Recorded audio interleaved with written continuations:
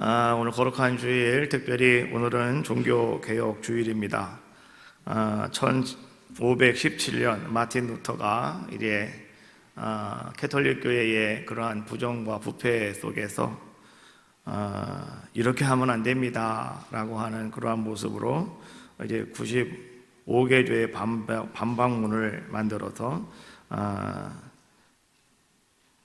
그가 부착함으로 말미암아서 이제 시작되어졌던 이 종교 개혁, 그 당시 이제 많이 발전되었던 인쇄술로 인해서 지금까지는 뭐 성경에 대해서 이 성경의 말씀을 뭐 라틴어로 사제들만 이렇게 읽고 있었거든요. 성경 말씀이 뭔지도 몰랐지만은 그러나 이제 인쇄술의 발달로 인해서 그것을 독일어로 번역을 해서 모든 사람들이 다 하나님 말씀을 같이 읽고 나눌 수 있도록 만들어 주었죠.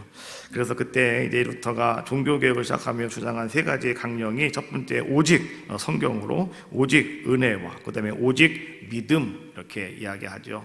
오늘 우리들도 마찬가지입니다. 주 안에서 아름답게 오직 성경 속에서, 오직 은혜 안에서, 오직 믿음 안에서 우리의 믿음과 신앙을 여러분들이 잘 지켜 세워갈 수 있는 아름다운 모습이 되어지는 것이 오늘 종교개혁 주일을 맞이하는 우리들이 가져야 될 귀한 모습이 아닌가, 그렇게 생각이 들어요.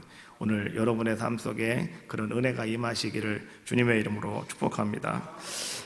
오늘 아침 새벽에 또 날라들은 비보가 하나 있죠. 이태원에서 이제 149명이 이제 죽음을 당하게 된 사건입니다. 안타깝고 또 슬픈 마음입니다. 어떻게 할까? 참 우리는 그런 걸 바라볼 때마다 이렇게 왜 많은 사람들이 이렇게 어려움을 당해야 되고 슬퍼하고 아파야 될까, 우리 고민하고 있는데요. 그 자녀들을 잃은 가정들을 여러분들을 위해서 기도해 주시고, 오늘 뉴스를 보니까 나라에서도 애도 주간으로 삼았다고 합니다.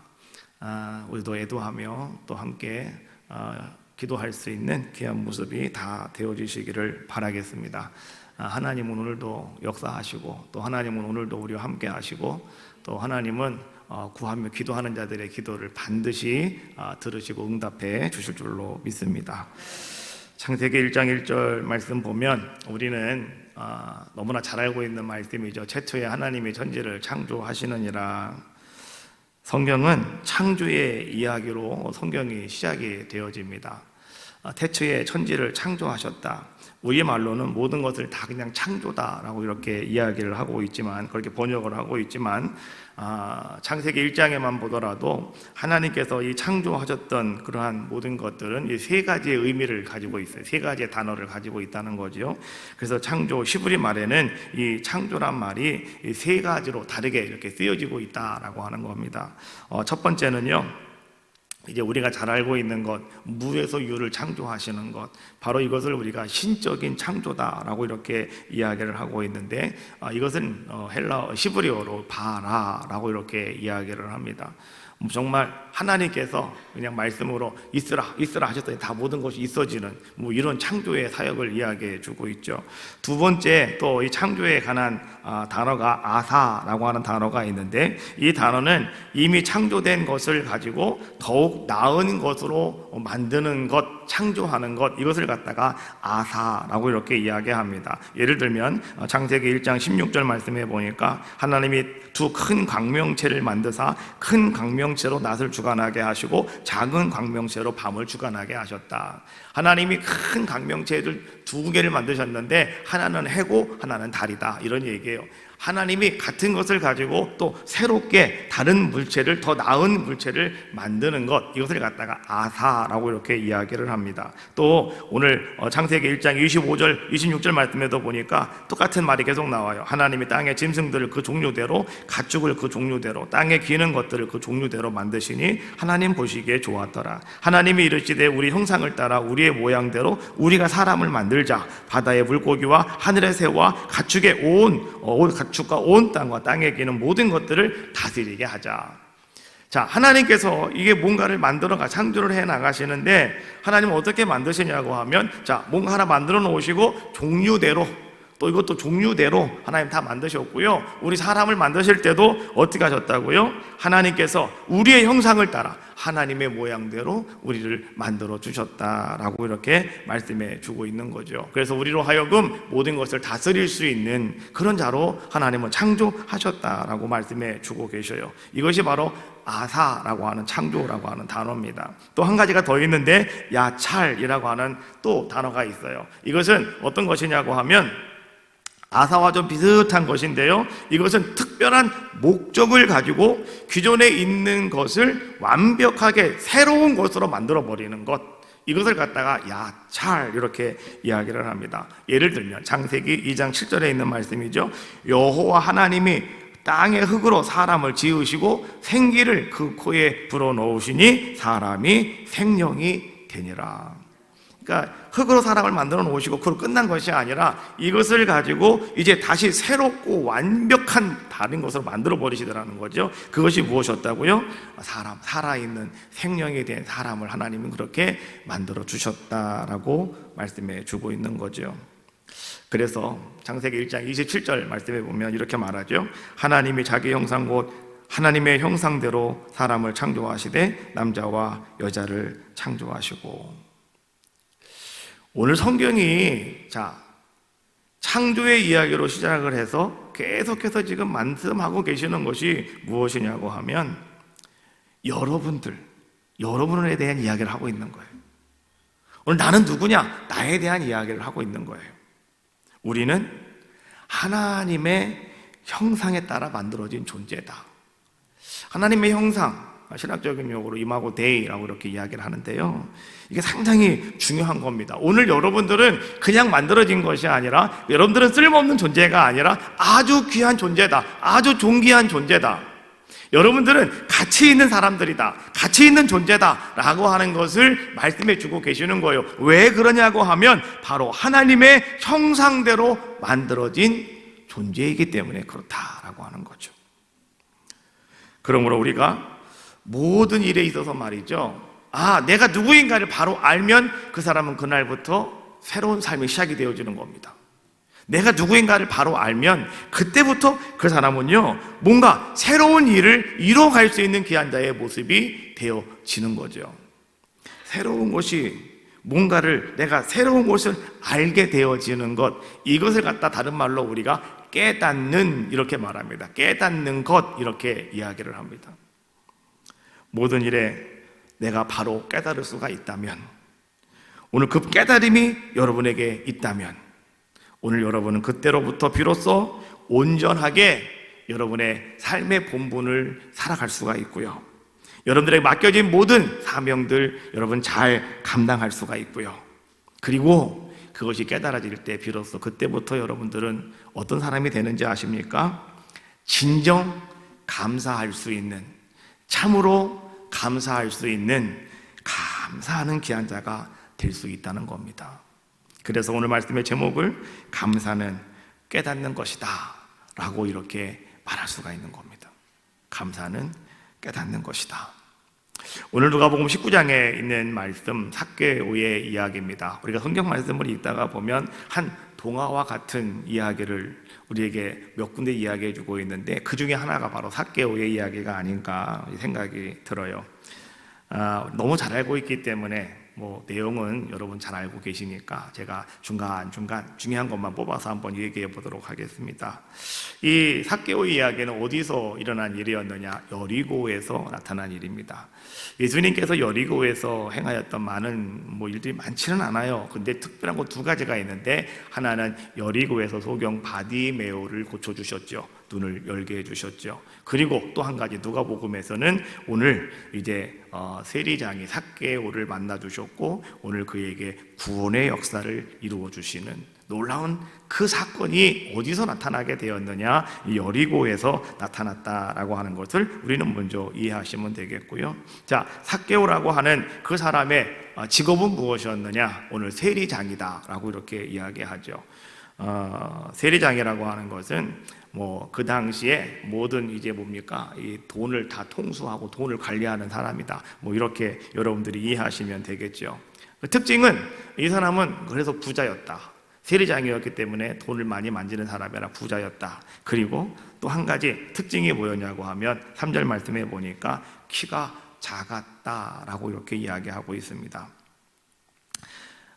세리장이기 때문에 부자였다, 뭐 이런 거에 대해서는 우리가 좀 쉽게 이해할 수가 있는 부분인데 왜 삭개오를 이야기하면서 키가 작았다라고 하는 말을 굳이 여기다 기록을 하고 있을까요? 어찌 보면 키가 작았다고 하는 것이 매개가 되어가지고 무화과 나무에 올라갈 수밖에 없는 삭개오의 모습을 뭐 이야기하기 위해서 미리 삭개오는 키가 작았다라고 하는 것을 뭐 강조할 수도 있겠다, 뭐 이렇게 우리는 생각을 해 볼 수도 있지만, 그러나 오늘 키가 작았다라고 하는 말에는요 커다란 영적인 의미가 들어가 있습니다. 오늘 이것은 괜히 그냥 하는 얘기가 절대 아니더라라고 하는 거죠. 유대인들은요 어떤 사고 습성을 가지고 있냐고 하면 키가 작다라고 하는 것은 어린 아이다 이런 뜻입니다. 왜요? 성인은 키가 크지 않습니까? 근데 키가 작은 거는 아직 성장하지 않은 사람을 이야기하고 있는 거예요. 그래서 아이를 얘기할 때 키 작은, 이것은 바로 아이들을 상징하고 있는 그러한 이야기였다라고 하는 것이죠. 자, 그런데 오늘 삭개오는 뭐 나이도 가만히 보면은 뭐 한 60도 넘은 것 같고요. 그 다음에 어른 중에 어른이었고요. 뭐 세리장까지 하는 사람인데, 세리장까지 하는 사람인데 그 사람이 뭐 어린 사람은 아닐 텐데 왜 오늘 이런 이야기를 성경은 우리에게 말하고 있는 것일까? 예수님께서 성경 말씀을 통해서 우리에게 많은 이야기들을 해주고 계신데요, 그때 이 천국에 누가 들어갈 수가 있느냐라고 하는 이야기를 하시면서 오늘 예수님께서는 어린아이들을 세워놓으시고 하신 말씀이 있죠. 누구든지 어린아이와 같지 아니하면, 이 어린아이와 같지 아니하면 천국에 들어갈 수가 없느니라. 제자들이 예수님께 아이들이 오는 거를 막 막았어요. 그리고 막 혼을 냈습니다. 네가 여기 왜 오냐고, 빨리 나가라고, 가라고 막 얘기하잖아요. 왜 그랬을까? 제자들이 버릇이 없는 것이 아니라 그 유대 사회에서는 말이죠, 아이들이 나이가 17살이 되지 않으면 다 어린아이로 취급을 해버리고 맙니다. 그래서 그 어린아이들은 가지 못하는 곳이 한 군데가 있어요. 뭐냐고 하면 어른들이 모이는 곳에 아이들은 못 갑니다. 그게 그 사람들이 가지고 있는 간습이에요, 간습. 그러니까 어린아이들이 있는 곳에서 놀아야 되는 거예요. 근데 그 아이들이 지금 예수님이 있고 어른들이 모여있는 그곳에 와서 애들이 쪼랑쪼랑 왔다 갔다 하고 있으니까 제자들이 막는 거예요. 야, 너 절로 가. 너 여기 오면 안 되는 거야. 알았지? 하고 막 뒤로 빼내는 거죠. 그때 예수님께서 그 어린아이를 보시고 일로 보내라고 하면서 오늘 예수님이 사람들 앞에서 그 얘기 하신 거예요. 누구든지 어린아이와 같지 아니하면 천국에 들어갈 수가 없다고 말씀하시는 거죠. 자, 어린아이와 같은다라고 하는 것은 오늘 예수님이 무엇을 말합니까? 정말 키가 작아야 된다라고 하는 것도 아니고요, 정말 그들이 뭐 성장하지 않았다라고 하는 걸 얘기하는 것이 아니에요. 어린아이와 같이 천진난만한 모습을 가지고 있지 않으면, 순수한 마음을 가지고 있지 않으면, 깨끗한 마음을 가지고 있지 않으면, 결박한 마음을 가지고 있지 않으면 오늘 천국에 갈 수 없다라고 하는 것을 말씀해 주고 계시는 거란 말이죠. 그런 입장에서 우리가 가만히 바라볼 때 삭개오의 이야기를 통해서 예수님이 하신 모든 말씀들, 이것을 삭개오를 통해서 그대로 보여주고 계시는 거예요. 우리들에게 이런 사람이 천국에 갈 수 있는 것이라고, 너희는 이렇게 해야 된다고 말씀해 주고 계시는 거죠. 우리가 다 큰 어른이 갑자기 어린아이가 될 수는 없지 않습니까? 그런데 예수님 말씀하시는 어린아이라고 하는 것이 무엇인가 라고 하는 것을 삭개오를 통해서 지금 우리에게 보여주고 계시더라. 삭개오는 이름의 뜻이요, 뭔지 아십니까? 삭개오라고 하는 것은 깨끗하다, 결백하다, 순결하다, 이런 뜻을 가지고 있습니다. 아마도 그의 어머니가 삭개오를 낳았을 때 너무나 그 아이가 참 이뻐 보였는가 봐요. 그래서 그 아빠가 삭개오를 바라보며 너는 앞으로 깨끗하게 살아라, 너는 앞으로 결백하게 살아라, 너는 앞으로 순결한 삶을 살아가라, 이런 의미를 가지고 그 아이의 이름을 삭개오라고 지어주었단 말이죠. 그런데 삭개오의 삶은 그렇게 살지 못한 것으로 오늘 성경은 우리에게 보여주고 있지 않습니까? 그는 세례장이었다. 당시 유대나라는 말이죠, 로마의 속국이었습니다. 그러다 보니까 이 세리장이는 어떤 자들의 모습이었냐고 하면, 어떻게 각인이 되어 있냐고 하면 로마의 앞잡이다라고 이렇게 이야기합니다. 사람들은 세리장이들이 지나가면 매국노라고 손가락질을 하기도 합니다. 동족들의 세금을 착취해서 말이죠, 일부는 로마에 갖다 바치고 일부는 자기들이 그냥 착복해버리고 마는 이러한 사람들이 바로 그 당시 세리들이었고 그 당시 세리 장애의 모습이었다라고 하는 거죠. 다른 말로 말하면 로마의 권력을 등에 업고 그들은 부와 권세를 떨치고 살았던 사람들, 그들이 바로 세리장이었고 세리였다. 바로 그 사람이 삭개오와 같은 사람이었다라고 하는 것을 말해주고 있는 거죠. 그런데 오늘 여기서 우리가 이 말씀을 가만히 보면서 눈여겨서 봐야 될 한 부분이 있습니다. 그것은 무엇이냐고 하면 돈과 권력을 누리던 삭개오가 예수님을 찾아왔다는 겁니다. 오늘 그 삭개오가 예수님을 만나기 위해서 오늘 그가 돌 무화과 나무 위로 올라간 자의 모습이었다라고 하는 것이죠. 왜 오늘 삭개오가 예수님을 찾아갔을까요? 오늘 삭개오가 과연 무엇이 부족해서 오늘 삭개오가 예수님 앞에 나아갔느냐라고 하는 것이죠. 세상적으로 바라본다면 삭개오는 아쉬울 것이 아무것도 없는 사람입니다.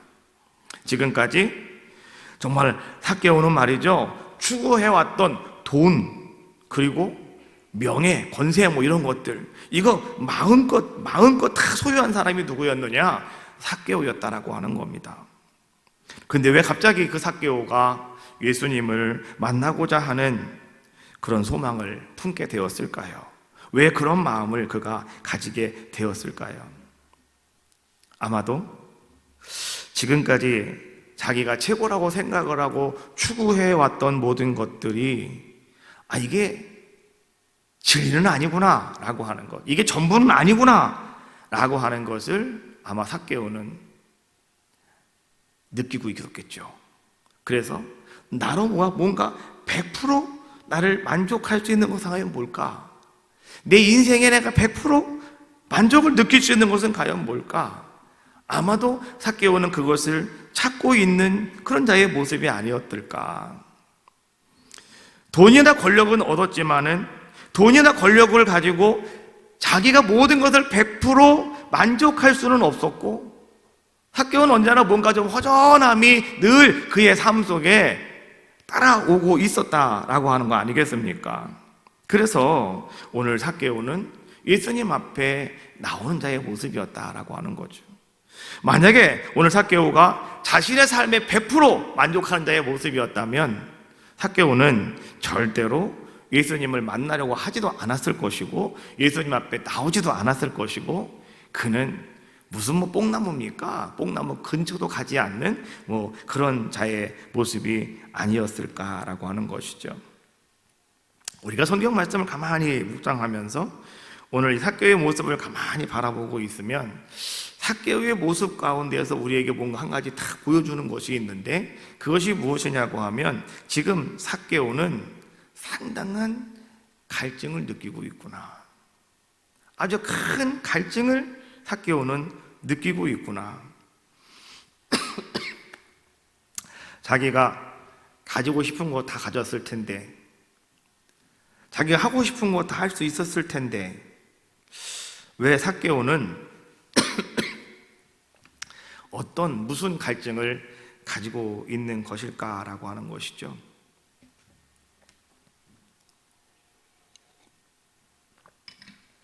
아마도 그것은 자기가 뭔가 표현할 수 없는, 자기가 뭔가 확실하게 말할 수 없는, 근데 하여튼 뭔지는 모르겠지만 갈증인데요.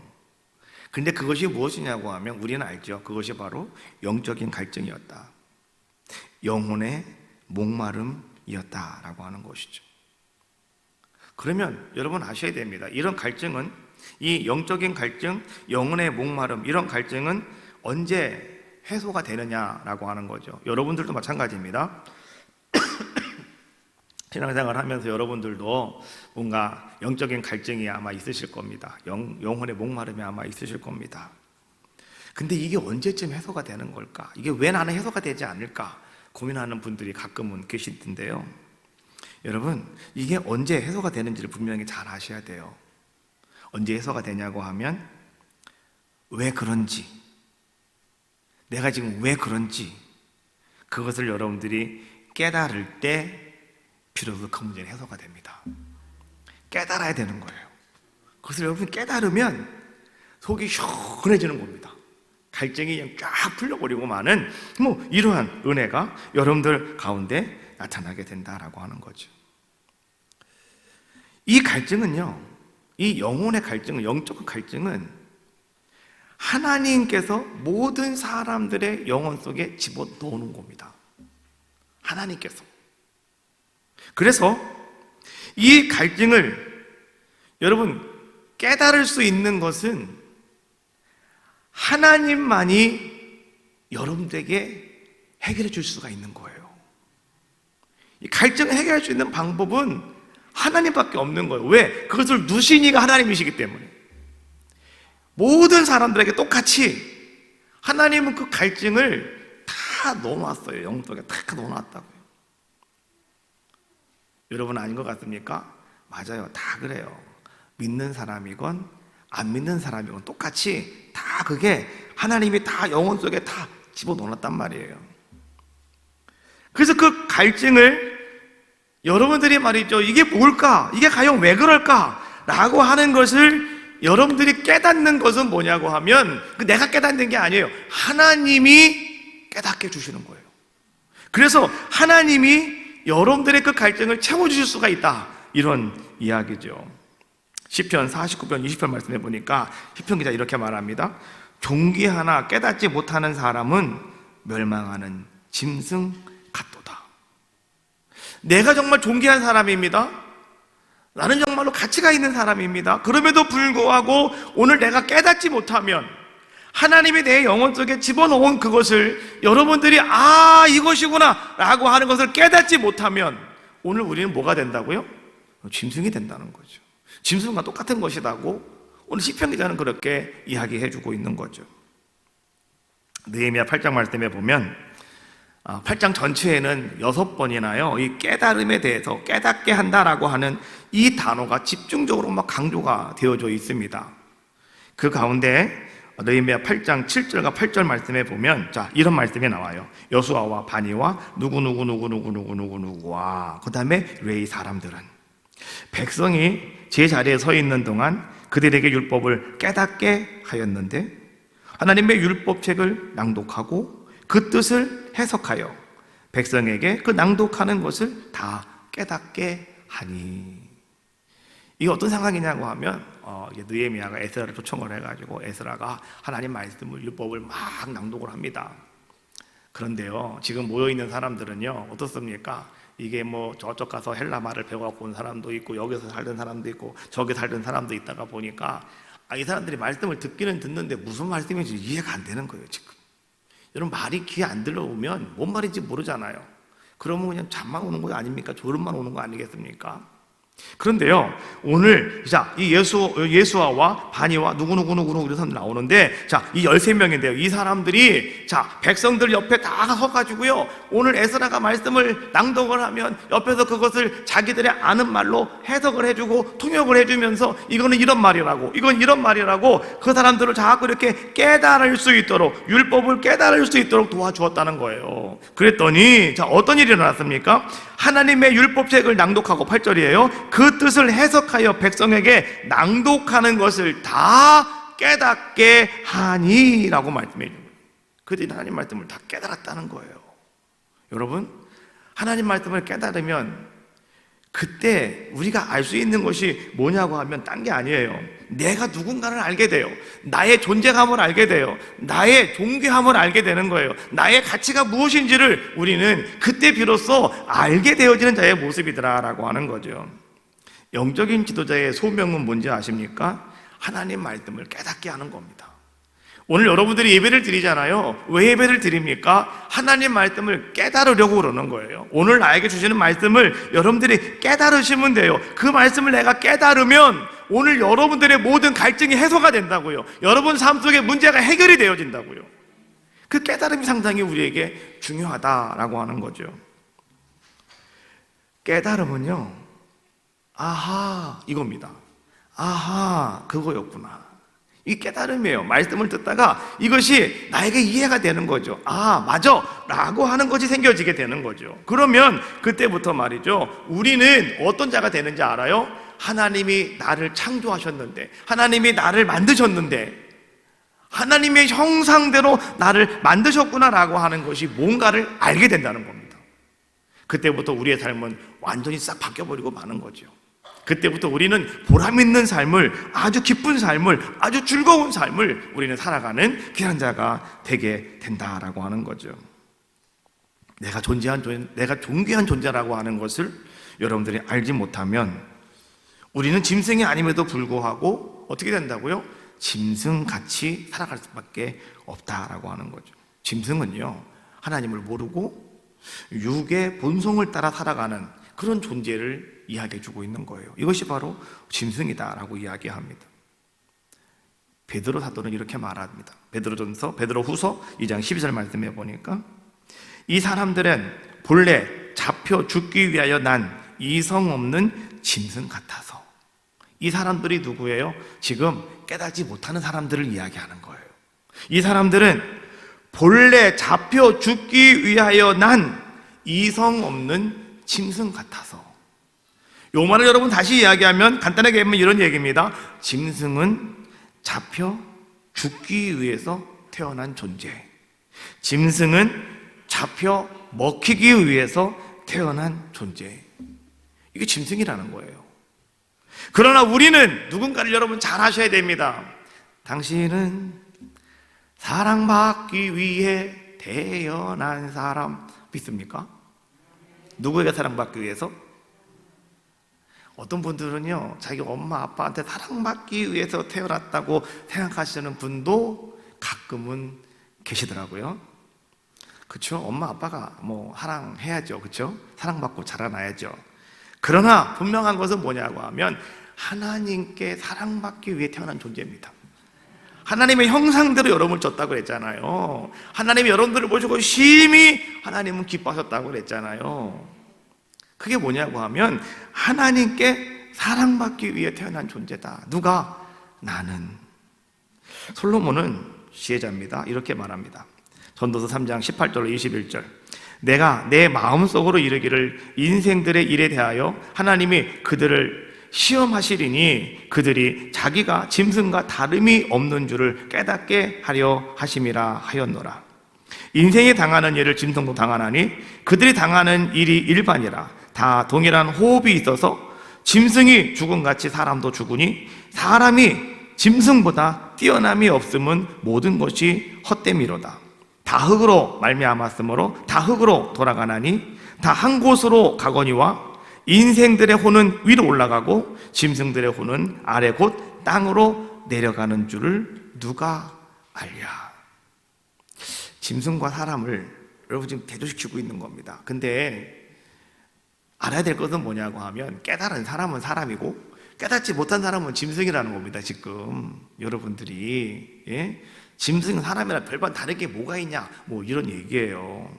자, 근데 중요한 것은 뭐냐고 하면 육체의 죽음에 있어서는 짐승이나 인간이나 별반 다를 게 없다는 거예요. 다 똑같이 죽는다 이런 이야기입니다. 그러나 죽은 후에는 완전히 달라진다라고 하는 거죠. 인간은 영이 위로 올라가고 짐승은 혼이 아래로 내려간다.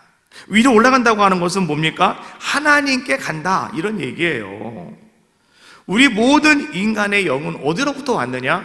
하나님께로부터 왔잖아요. 그 코에 생기를 후 하고 불어넣으셔서 사람이 생명이 된지라. 우리의 형상대로, 하나님의 형상대로 지음받은 우리가 이제 하나님의 형상 이마고데이 생기가 들어간 거예요, 우리 가운데. 그래서 우리는 살아있는 아름다운 사람들, 생명이 되었다라고 성경은 말씀해 주고 계시잖아요. 그래서 우리의 영이 어디로부터 왔느냐? 하나님께로부터 우리의 영이 우리에게 찾아왔다라고 성경은 말씀해 주고 있는 겁니다. 아까도 얘기했죠? 하나님이 우리의 영 속에 하나님을 집어넣어 놓은 것이 있다고 그랬잖아요. 뭐가? 갈증. 이거 다 누구나 있어요. 그래서 그것을 해결할 분은 누구밖에 없다? 하나님. 답은 하나님께 있는 거예요. 우리 영도 마찬가지입니다. 하나님께로부터 왔으니 우리는 또 어디로 가야 되는 거예요? 하나님께로 돌아갈 수밖에 없는 겁니다. 그래서 하나님께서 와라 하면 우리 그냥 가는 겁니다. 알고 계시죠? 어리석은 부자 이야기를 통해서 예수님이 하신 말씀, 누가복음 12장 20절에 어리석은 자여 오늘 밤에 내 영혼을 도로 찾으리니 그러면 네 준비한 것이 누구의 것이 되겠느냐. 오늘 밤에 주님이 와라 그럼 가는 겁니다. 그 소리가 들리면 우리는 가는 겁니다. 왜요?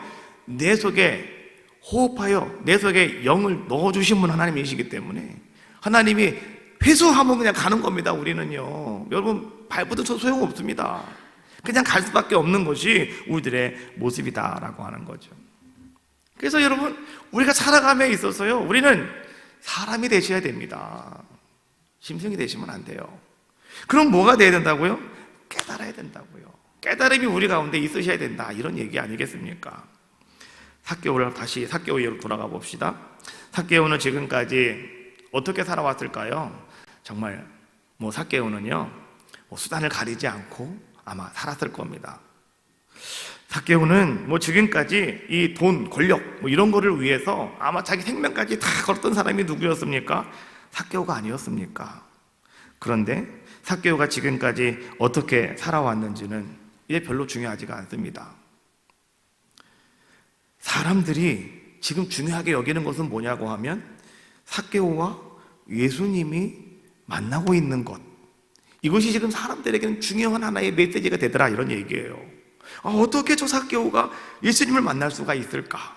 당시 세리는요, 창기 수준으로 분류되어지는 그러한 계층이었습니다.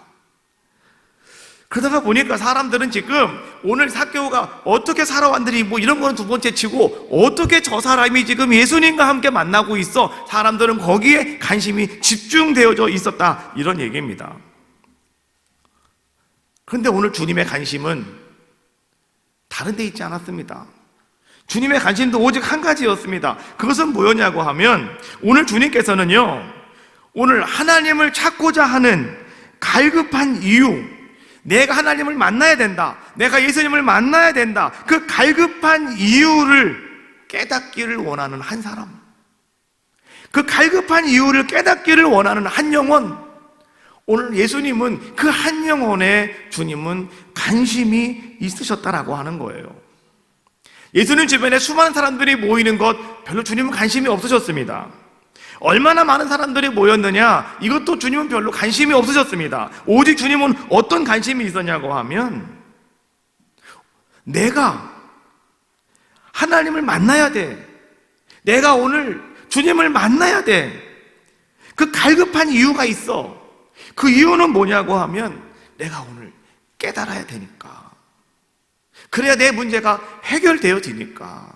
그래서 오늘 나는 하나님을, 주님을 내가 꼭 만나야 돼, 이런 심령, 이런 영혼을 오늘 주님은 관심을 가지시고, 오늘 주님은 그 사람을 보고 만나주신다는 거지. 오늘 그 사람이 누구였느냐? 바로 그 사람이 삭개오, 이 사람이었다라고 하는 거예요. 예레미야 29장 13절 말씀해 보니까, 너희는 온 마음으로 나를 구하면 나를 찾을 것이요 나를 만나리라. 온 마음으로, 온 힘을 다하여, 여러분 마음과 정성을 다하여 오늘 여러분들이 하나님을 구하면, 주님을 구하면 어떻게 하신다고요?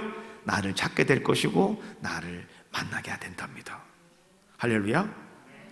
그 다음에 또 이사야 58장 9절 말씀해 보니까, 내가 부를 때에는 나 여호와가 응답하겠고 내가 부르짖을 때에는 내가 여기 있다 하리라.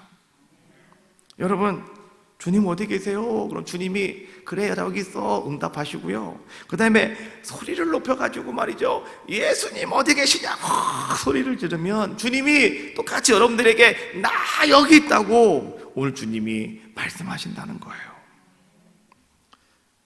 오늘 여러분들은 어떤 갈급함을 가지고 오늘 주님 앞에 나오셨습니까? 정말 여러분들도 삭개오와 같이 그런 깨달음을 갖기 위해서, 내가 그걸 찾기 위해서 오늘 여러분, 내가 주님 만나야 된다고, 하나님 만나야 된다고, 내 갈증을 해결하기 위해서, 나는 그 문제를 해결하기 위해서 내가 만나야 된다고 하는 마음을 가지고 오늘 여러분 주님 앞에 나오셨느냐라고 하는 거죠.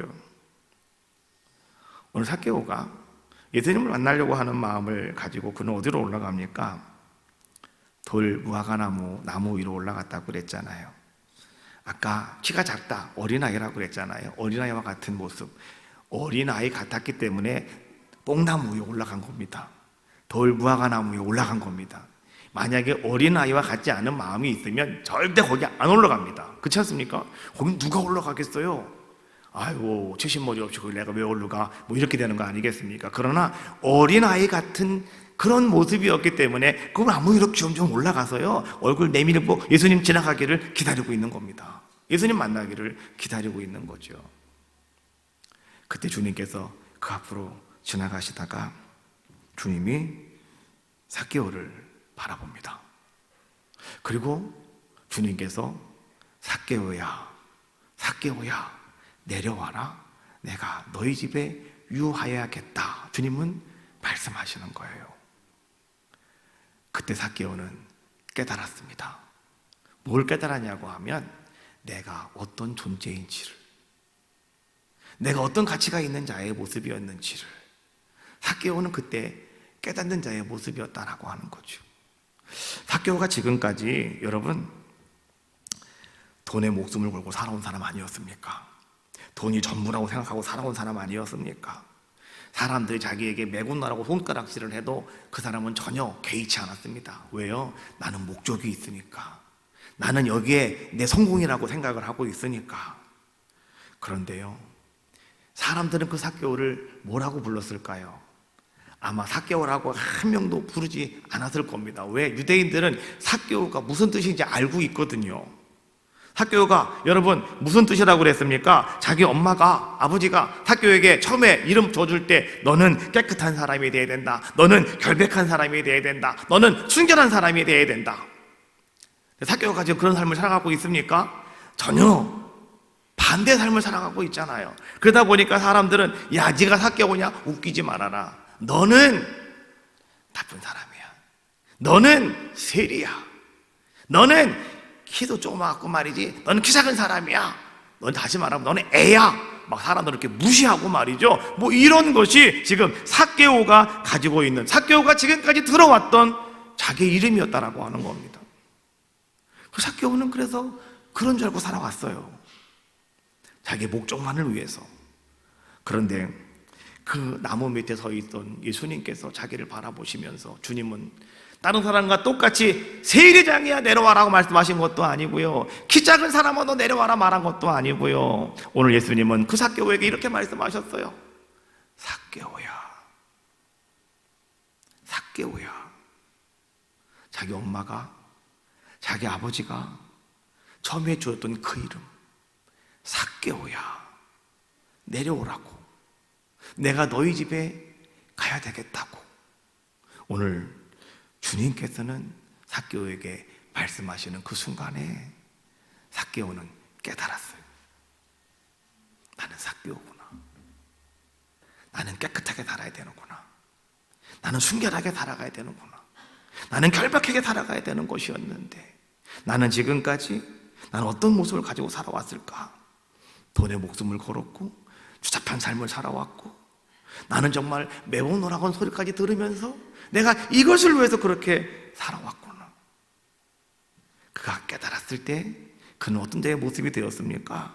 8절에 있는 말씀이죠. 주께 여짜오되 보시옵소서 내 소유의 절반을 가난한 사람들을 위해 주겠사오며 만일 누구의 것을 속여 빼앗은 것이 있다면 내가 갑절이나 네 갑절이나 갚겠나이다. 이게 무슨 얘기예요? 지금까지 자기가 최고라고 생각하고 있던 그것을 자기는 다 포기하겠다, 이런 얘기입니다. 왜? 깨달았기 때문에. 내가 누군지를 알았기 때문에. 오늘 삭개오는 자기가 가지고 있는 최고의 것을 다 내려놓고요, 내놓겠다라고 오늘 삭개오는 이야기해주고 있는 거죠.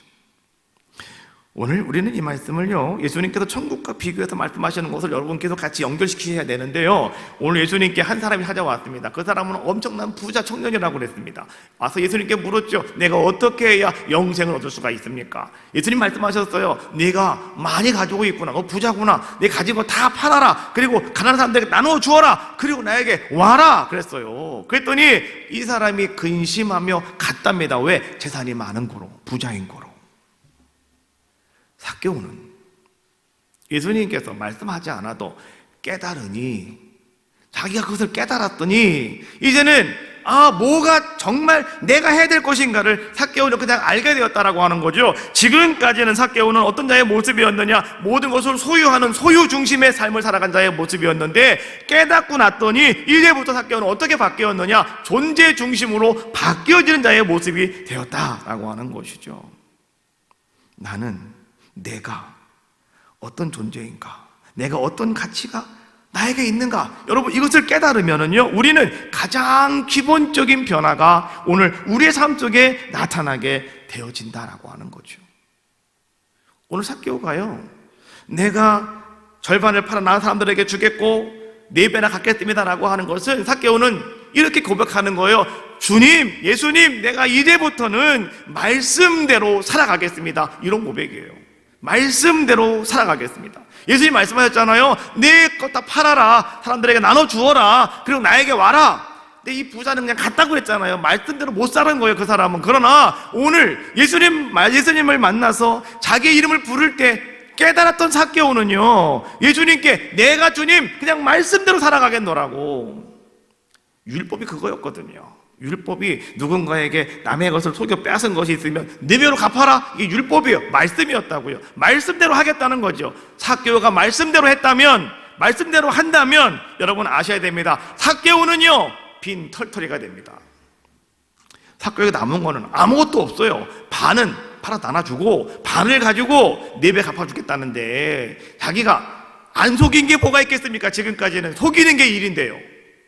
그러면 있는 것에 4배를 준다면 거들나고도 남는 거지요. 아무것도 없는 거지가 될 수밖에 없는 거 아니겠습니까? 그럼에도 불구하고 오늘 삭개오는 기뻐하는 겁니다.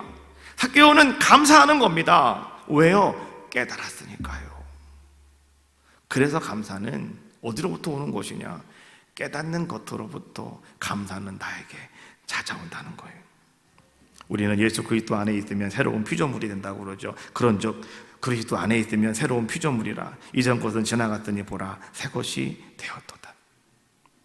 예수 그리스도 안에 있으면, 예수님을 정말 여러분들이 만나면, 여러분 양적인 변화와 질적인 변화가 있는데요, 이 질적인 변화는요 우리의 힘이나 노력으로는 일어날 수 있는 일이 절대 아닙니다.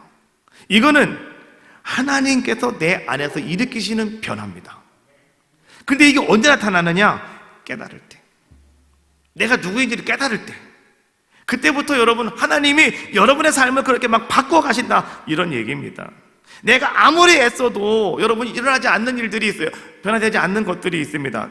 뭐 예를 들면 그런 거죠. 내가 교회에 와서 열심히 신앙생활을 하는데 아직도 내가 술을 못 끊고, 아직도 담배를 못 끊고, 아직도 도박 이거 여러분들이 아직도 자기 힘으로 못 끊을 때가 있습니다. 근데 이거 안 돼요. 진짜 안 돼요. 그렇지 않습니까?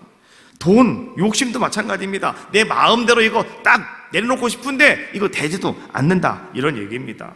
이기심도 마찬가지죠. 내가 다 포기하고 싶은데 나는 이제부터 이기심 나는 안 할 거야, 결심만 하면 뭐합니까? 다음날 똑같이 돌아오고 마는 걸요. 이게 내 마음대로 내 힘대로 절대로 안 된다라고 하는 겁니다. 그러나 주님 만나면, 오늘 주님이 나에게 역사하시면, 오늘 내가 깨달아지게 된다면 그때부터요 오늘 우리는 어떤 자가 될 수 있냐고 하면, 내 속에서 역사하시는 하나님의 능력으로, 하나님의 권능으로, 성령의 역사하심으로 나를 변화시킨다는 거예요. 그래서 나는 저절로 변화되어지는 귀한 자가 된다라고 하는 거죠. 삭개오는 예수님을 만나서 너무나 감사했고, 그리고 예수님이 자기의 이름을 불러줌으로 말미암아서 삭개오는 정말 기쁘고 감사했어요. 그리고 삭개오는 깨달았어요. 내가 누구인지를 깨달았어요. 자기의 가치가 무엇인가를 삭개오는 깨달았어요. 주님이 자기 집으로 와주신다고 하니 너무나 그것도 감사했어요. 또 주님이 자기 집에 들어오시니 더 이상 삭개오는 그 감사를 어떻게 고백할 수 있는 방법이 없었어요. 이것이 다 어디로부터 왔느냐? 깨닫는 것으로부터 시작됐다는 거죠. 나는 어떤 사람인가? 나는 누군가? 나는 우리 에덴교회에서는 어떤 존재인가? 나는 우리 가정에서 나는 어떤 존재인가? 나는 이 나라에서 어떤 가치를 가지고 있는가? 여러분, 이것을 여러분들이 깨닫는다면 오늘 여러분들은 어떤 자가 될 수가 있어요? 모든 것에 감사하는 자가 될 수 있는 겁니다.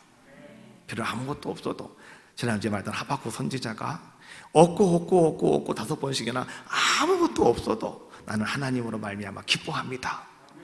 깨달았다는 거죠. 하나님만 있으면 됩니다. 이것을 그는 알았다라고 하는 것이죠. 추수감사절을 맞이하면서 여러분 가정마다 또 여러분 성도들마다 이 은혜가 여러분 가운데 임하시기를 주님의 이름으로 축복합니다. 자, 찬양 한번 가겠습니다. 주님 나를 부르시니 두려움 없이 배에서 나아가리라. 찬양하시고 통성으로 말씀 생각하며 기도하겠습니다.